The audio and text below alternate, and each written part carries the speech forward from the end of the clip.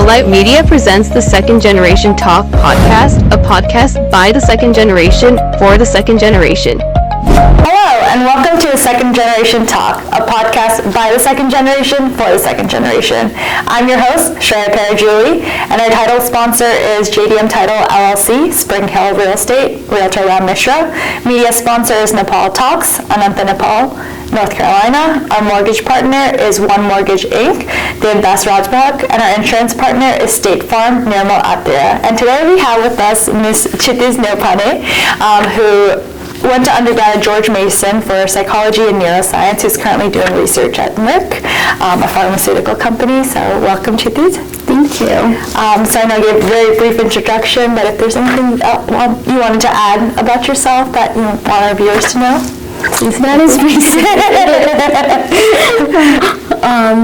basically it. I've been doing research for some time. I started from my college, and after that I went to Hopkins for research, and after that now I'm at a pharmaceutical. Awesome. Okay, so I guess let's kind of take a trip through your personal journey about what got you into research, what you decided to pursue, and stuff like that. So I guess, do you want to kind of give our viewers a little bit of background about, what made you decide to study neuroscience and psychology at George Mason? What made you pick it, and kind of?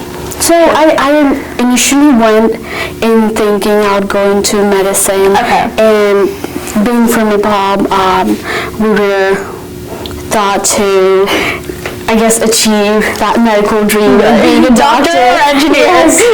So the role of being either doctor, lawyer, or engineer was there. So I chose medicine first. So I wanted to go in and explore more. And after I went to Mason, I got to do research at Naval Lab. And that was a psychology research. And I kind of wanted to explore more because that was a new topic for me. We were all thinking of going to medicine, and in our minds, medicine was something, either going to surgery or something like that is deeply medicine. But we never were taught about research or anything that could be in medicine. So after that, I wanted to explore more, and after college, I got an opportunity to do cancer research at Hopkins. That's awesome. And I started with pediatric oncology research, and later on we went to adult. And during my journey, I just fell in love with that research component part of it, and having had the experience of working at a hospital, I wanted to somewhat stay away from medicine in a way, but wanted to be in medicine too. Contribute to it in a way without doing surgery, for example. Yeah, definitely. So, and after COVID hit, I was still doing research, looking at patient, going to everything basically a medical person will do, but from a research point of view. And I just fell in love with it more because when you're a medical person, you go treat a patient one day at a time, like that's that. But when you do research, I explore that. I found that basically if I do something good, if I'm good at it, then I might be able to help a lot of people in that way. So I'm still, in my mind, I was happy with that cause.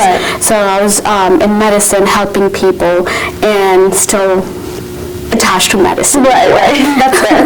I guess, how did you get into research? How did you find those opportunities? And was it specifically through George Mason, or did you use outside resources? So how did you get into the research? So for that, as I said, I was into medicine, and I wanted to make my CV the perfect for a medical student because it is a very competitive field, and I wanted to make it perfect. And while I was doing that, we need to have research experience, internship experience of all the sorts. So while I was trying to fulfill that, I got into research, and I had psychology research, as I said, in Hopkins. After that, I worked at a psychiatrist's office, and while I had that medical side of it, I wanted to dive deeper in research from I guess more independent, just wanted to dive deeper from another perspective. So that's where I found Hopkins, and I wanted to get the experience, and that's where it all started.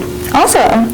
I guess looking back, do you have any regrets, picking medicine or like going into that field, or if you could do something different, do you think you would have chosen something different, or do you think, medicine and then psychology and that was just the route for you?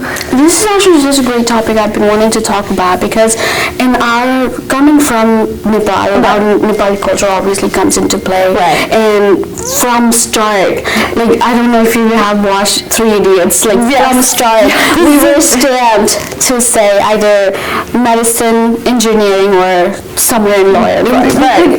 Somewhere in that field. The three fields. Yes, that's what you needed to choose. And in Nepal, at that time, I've been here for more than 20 years, right. so I don't know how developed it is in that topic, but at that time, it was medicine.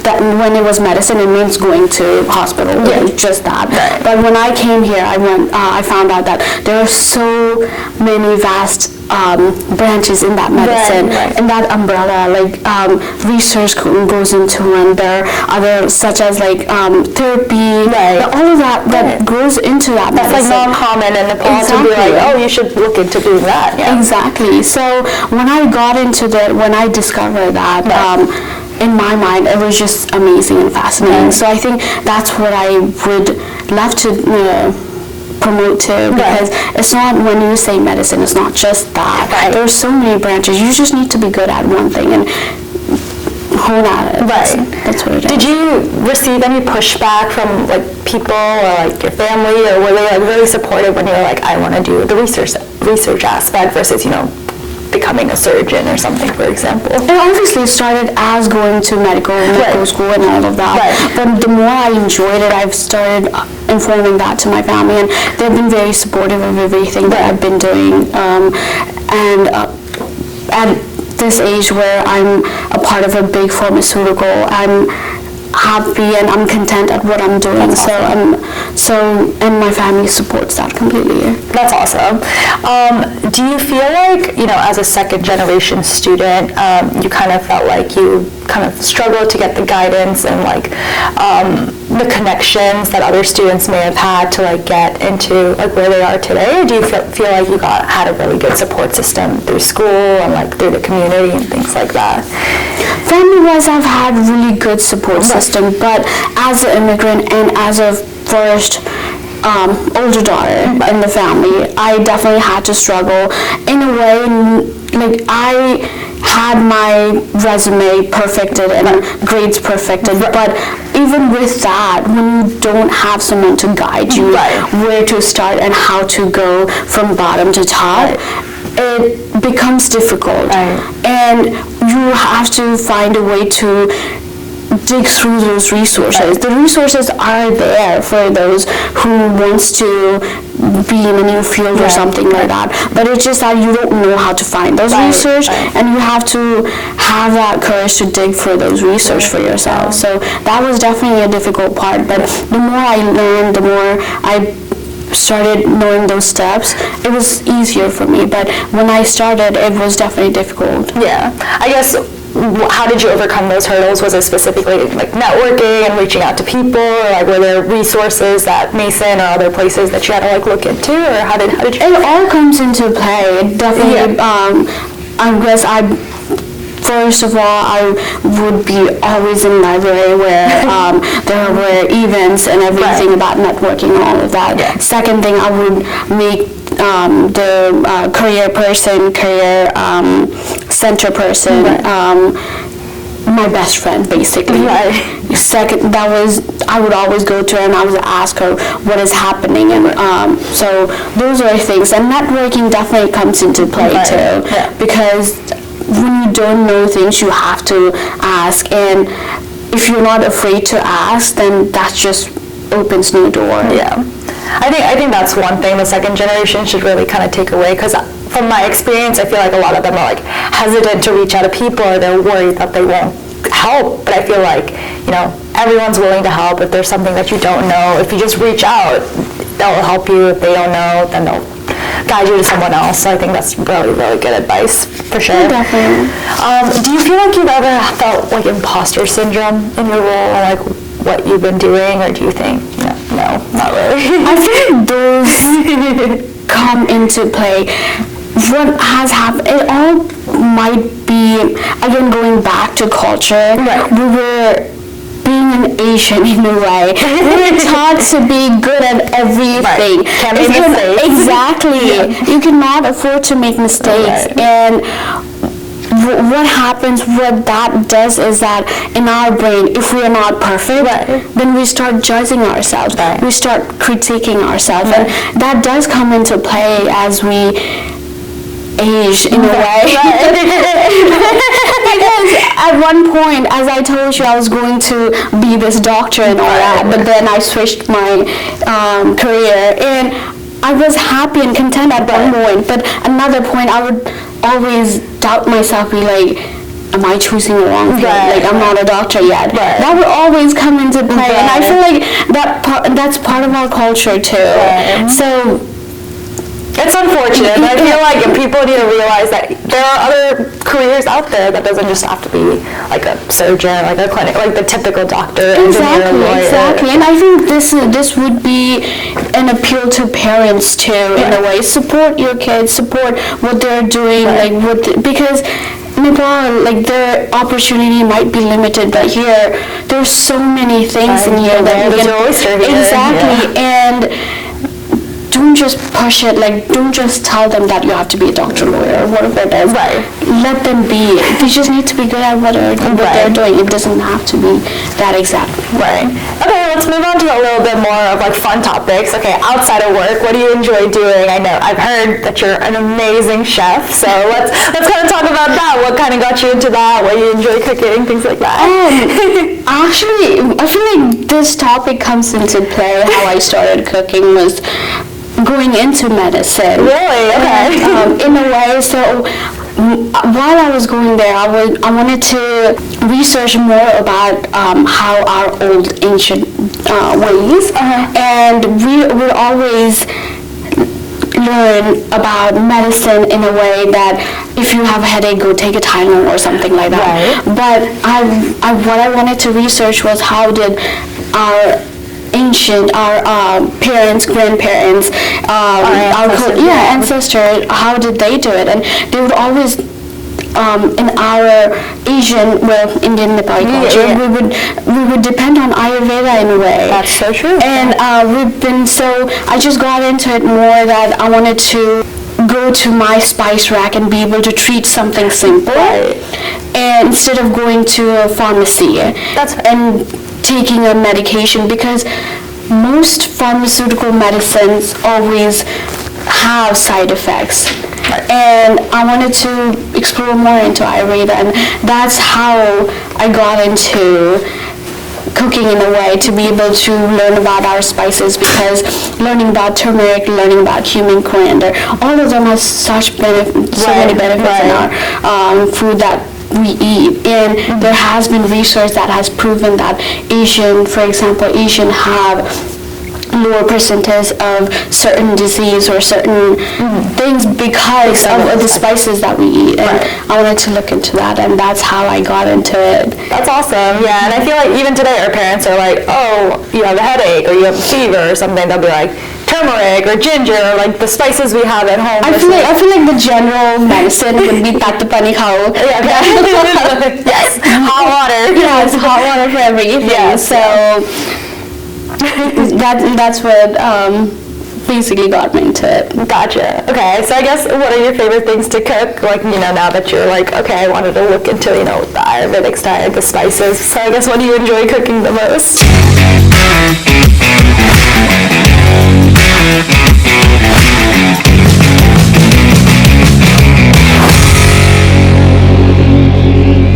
Alight Media presents the Second Generation Talk podcast, a podcast by the second generation for the second generation.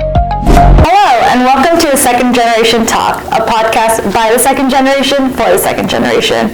I'm your host, Shreya Parajuli, and our title sponsor is JDM Title LLC, Spring Hill Real Estate, Realtor Ram Mishra. Media sponsor is Nepal Talks, Ananta Nepal, North Carolina. Our mortgage partner is One Mortgage Inc., Devdas Rajbhag, and our insurance partner is State Farm, Nirmal Attira. I definitely love being away from Nepal so much, I've been here for a long time. I want to explore Nepali food primarily, but never, if not Nepali, then probably something like Korean. I've been obsessed with Korean food lately, so something with Korean food. Okay, I feel like we have to come to your house, have you cook for us, and try something. Everyone's invited. There we go. Have you ever considered, pursuing that as well, like on the side as like or is it more just like of a hobby of cooking, or have you like competed or anything, or is it just cooking for fun?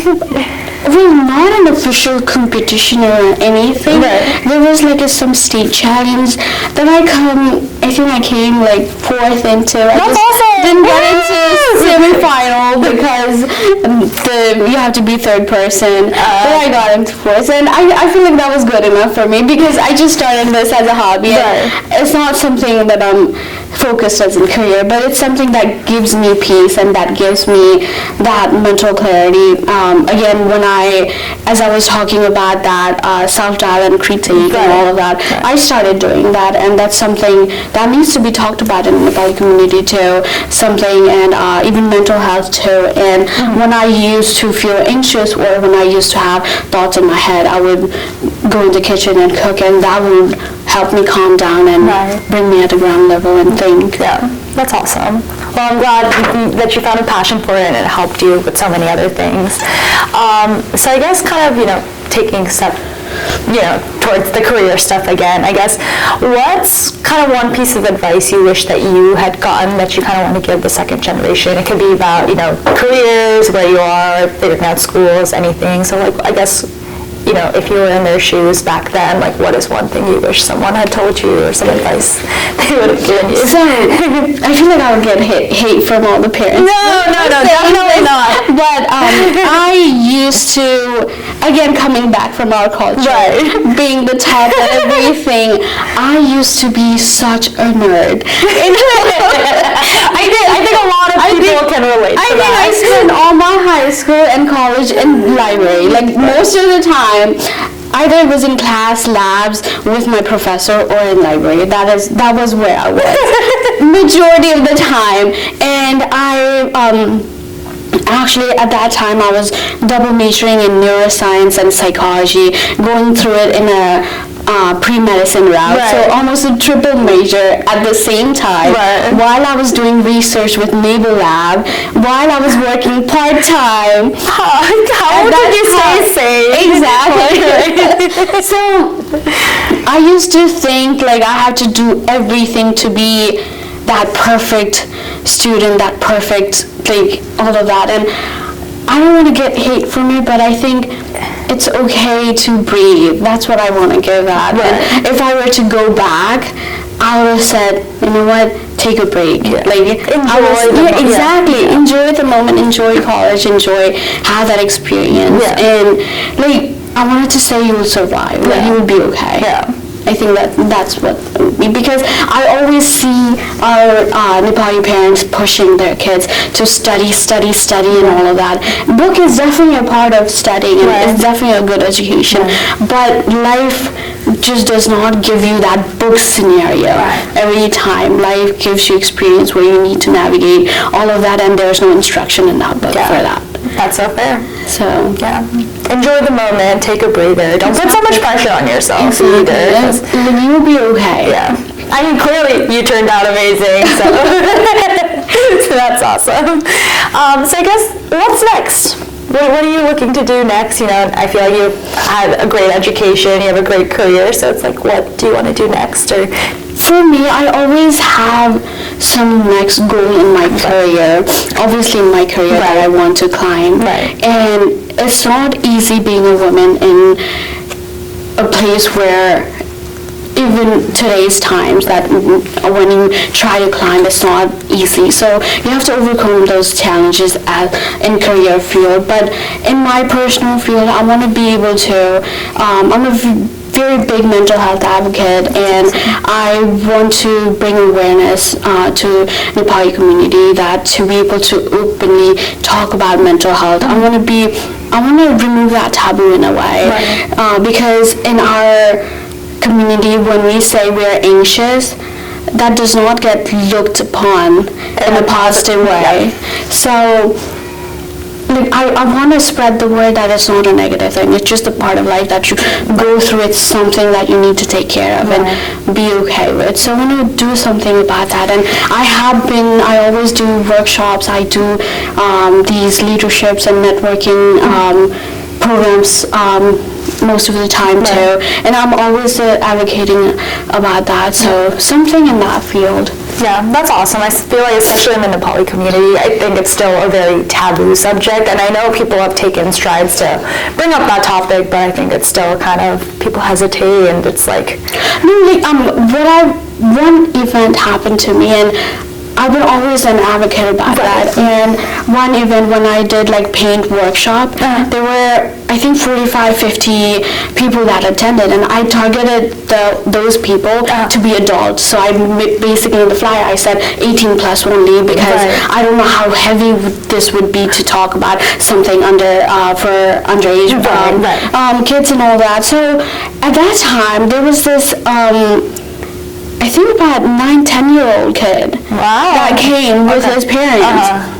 He had a sister too, who was older, and his sister was really shy, so he was the one who talked. And most of the time I brought a Nepali painter to help with that, and after that I brought psychologists to talk about that. And at that moment the painter's time was up, and the psychologist came in. She was talking everything. She was talking about stress and how to handle stress, how to take a break, or how to acknowledge that you are stressed or anxious or something like that.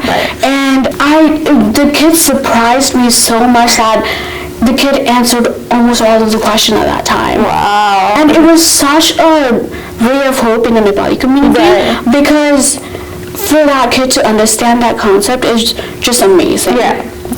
And later on that day, after that program, I got a call from his parents saying that my kid is talking about when he was stressed, when he was anxious, and he was talking about, now I know how to breathe and all of that, or take a break or something. And that moment literally gave me so much hope. I sat down crying because I was just like, okay, maybe it doesn't matter. Maybe me talking about it does clearly matter. did. It made an impact, especially for him. That was something I'll never forget. That's awesome. So are you planning any other initiatives like that soon? I feel like a lot of people in the audience would probably really be interested in something like that. I do want to initiate those. I am looking for people that we can join together and initiate, but I am looking into those. Right now I'm doing more of a networking events to help youths, but I do want to look into that and start again. Oh, that's awesome. I feel like a lot of people would definitely benefit from that, and just having a safe space to be in. I feel like a lot of people are looking for that and may hesitate because they're like, oh, maybe there's not something like that in the Nepali community. So I feel like that's a great initiative. So I guess let's talk about something fun again, because I know I feel like we talk about very heavy things a little bit. Travel-wise, any travel plans, anything, any places you've been that you've enjoyed that you want to share with our viewers, or anything like that? I feel like you're an avid traveler as well. So. I do travel a lot, but out of everything, I call it my first love, and it's Iceland. Listen, viewers. It's Iceland, and we went there after COVID. I think it closed for COVID, and it opened the first week that it opened. We went there, and there was no one there because Iceland is very tourist heavy. Everywhere you go, it's tourist. And so when we went there was no one there. Wow. And me being an introvert, that was loved it. Amazing. I absolutely loved it. I think we saw maybe 20-25 people doing the whole country tour, and I absolutely loved it because I was just happy in my own world. And, it's not overwhelming either.